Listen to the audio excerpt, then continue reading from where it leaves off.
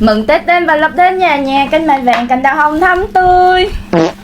Mặc dù là hãng đã gửi rất là nhiều sản phẩm cho bên nhà của em, và mặc dù là em còn thiếu của hãng rất là nhiều video review sản phẩm, mặc dù là doanh số của tụi em cũng không tốt lắm, nhưng mà Nature Way vẫn gửi quà cảm ơn cho tụi em. Em xin cảm ơn nhãn hàng để gửi cái phần quà Tết này cho nhà của Mặt Trời Bé Con. Và em xin hứa và em xin cố gắng nhiều hơn nữa để có thể chạy doanh số, để có thể là lên những video chất lượng hơn cho nhà Nature Way. Em xin cảm ơn mọi người.